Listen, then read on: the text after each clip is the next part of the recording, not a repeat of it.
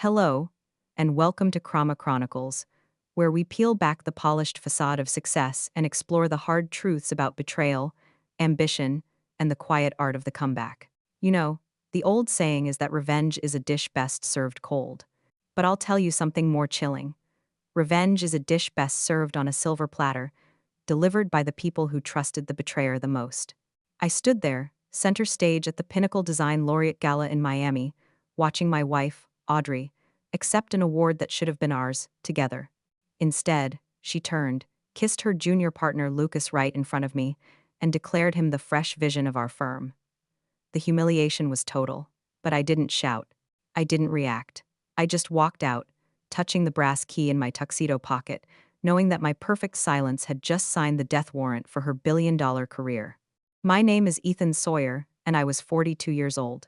Audrey was 35. For 14 years, we built Lumina Group, a high-end architectural and interior design firm based in Miami, Florida.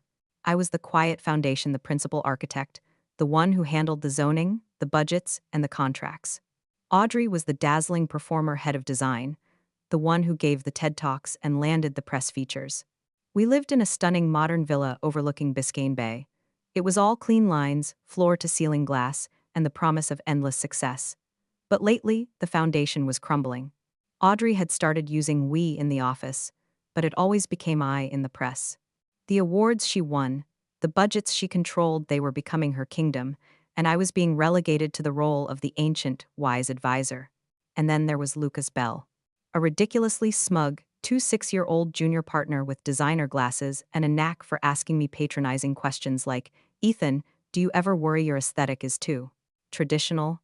I should have crushed him with a budget spreadsheet. Instead, I tolerated him, playing the part Audrey cast for me, the scaffolding so her beautiful architecture could pose. The Pinnacle Laureate Gala was the biggest night of the year. The award was for Lumina's innovative use of light and space. I truly thought she would thank me. I stood there, center aisle, Armani tuxedo pressed, tie straight, watching her take the stage.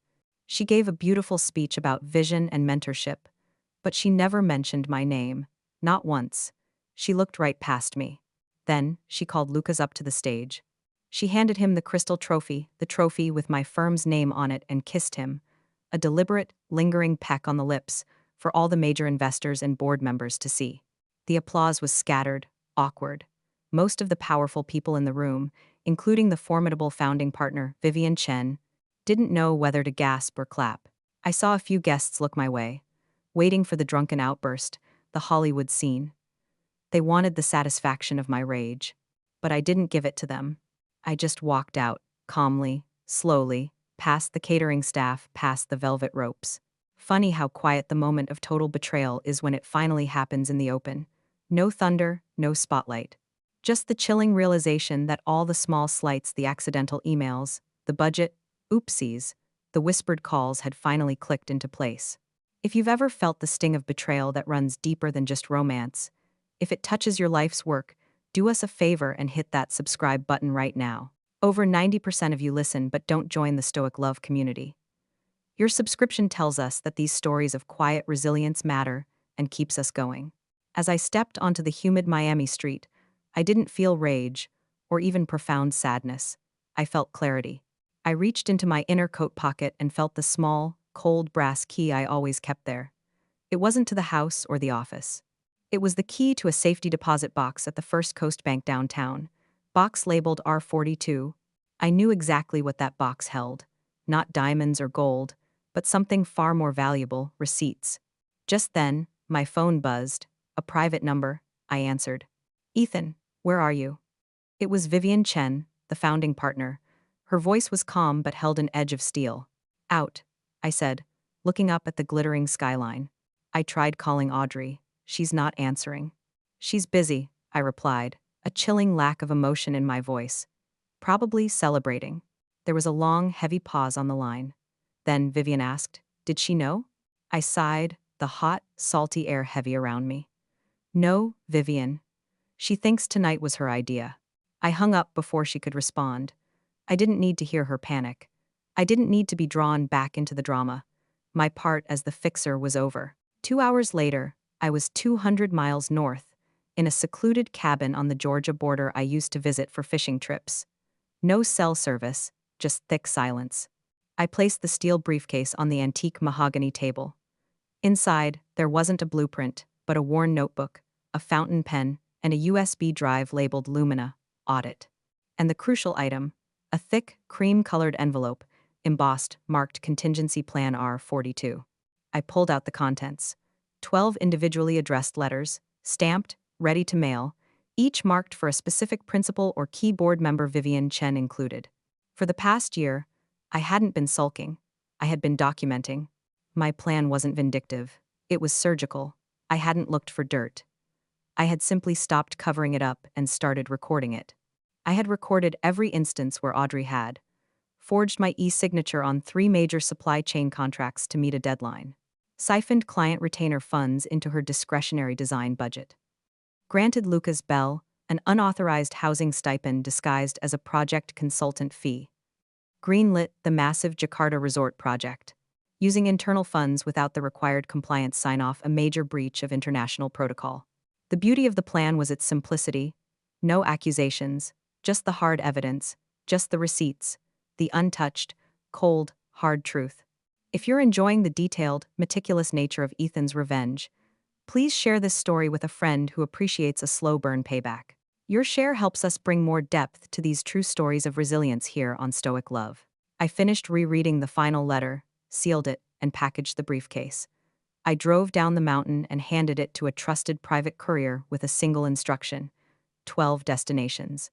Overnight delivery, no returns. Back at the cabin, I poured myself black coffee. The silence was unfamiliar. No rush calls, no back-to-back Zooms, no being summoned to put out a fire in the design lab. Just stillness. Meanwhile, back at Lumina HQ in Miami, Audrey was already feeling the first tremors.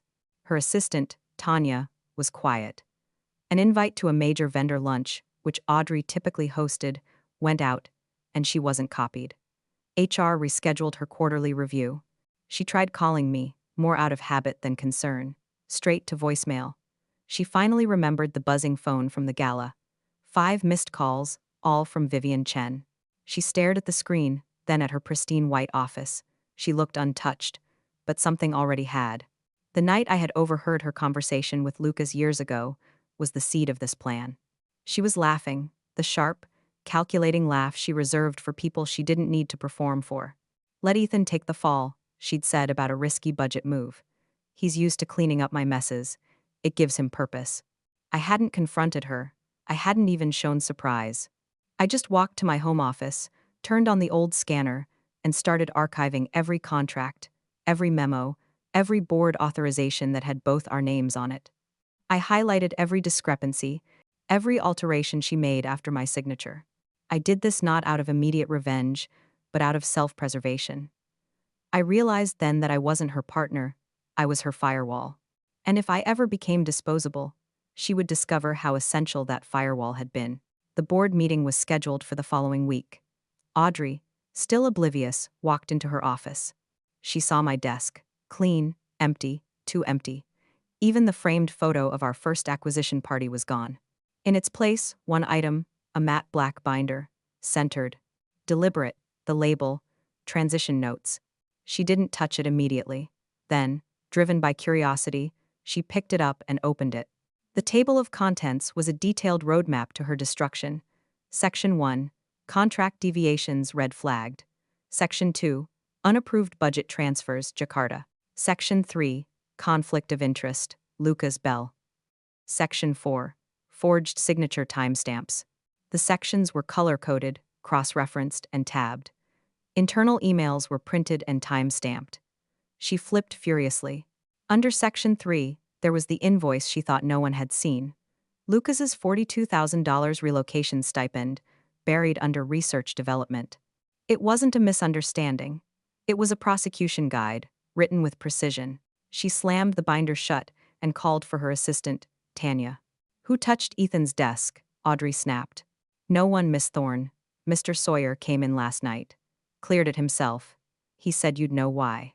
Then Tanya added, "And legal was here this morning, general counsel, following up on forwarded items." Audrey's mouth opened, but no sound came out. She rushed back to her phone. Ethan's line was disconnected. Vivian's phone went straight to voicemail.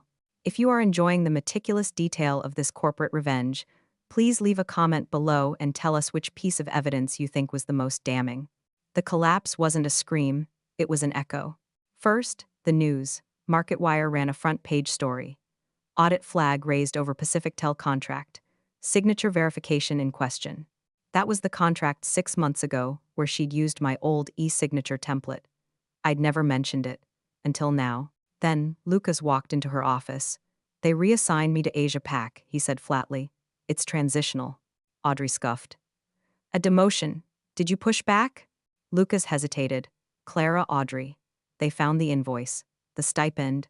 They're digging. This was your idea, she accused him, her voice rising. The showmanship, the gala, kissing me in front of 3 board members. Lucas gave a sad, small laugh. I didn't turn, Audrey, you did. You turned this from politics into theater. He walked out. The door clicked shut. The first door had closed. And she realized, too late, it wouldn't be the last. Her access badge to the executive floor stopped working. IT called it a permissions reset.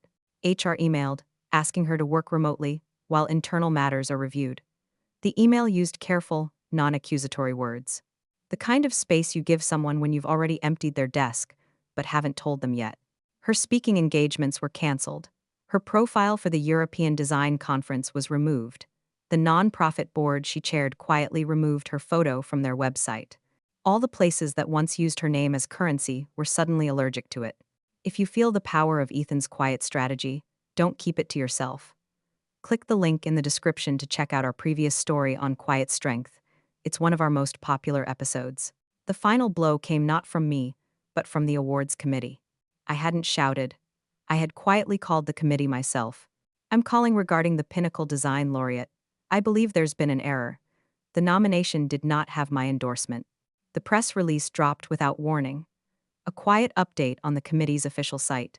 Due to procedural inconsistencies, the 2025 Pinnacle Design Laureate is hereby revoked. No replacement recipient will be named at this time. Sterile, unemotional. It was a career guillotine disguised as a calendar correction. Audrey finally got through to Vivian Chen. The board just called. Vivian's voice was ragged. They're spooked. You humiliated him in front of 3 investor families. They're furious. Audrey stammered. He didn't even do anything. He just left. Exactly, Vivian corrected her. He let the silence speak. Vivian ended the call with the coldest sentence Audrey had ever heard. You're on your own now. Audrey sat alone in her massive, glass-walled office. No more cameras, no more speeches. Even her calendar looked empty. All the things she had built were being unwritten in real time. And I had vanished into a quiet little office on the edge of town, working 3 days a week with a veterans reintegration nonprofit. No press releases, no cameras, just local impact. When someone asked if I was that Ethan Sawyer, I just smiled and said, used to be. My name didn't trend, but a clip of Audrey handing the trophy to Lucas, freeze-framed on my face as I walked away, went viral. Someone captioned it, "That's what power actually looks like." The comments section wasn't cruel, just precise, he warned her. She laughed, now she's quiet. Lesson, don't mistake grace for weakness.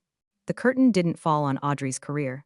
It was quietly, systematically dismantled by her own hubris, while the man she betrayed watched from the silent, calm periphery. The lesson here, from all of us at Chroma Chronicles, is that the most dangerous enemy is the one you underestimate. Thank you for listening to this story of quiet strength and calculated resilience. We are building a community of strong survivors. Join us by subscribing now so you never miss a lesson in self-respect. Goodbye for now.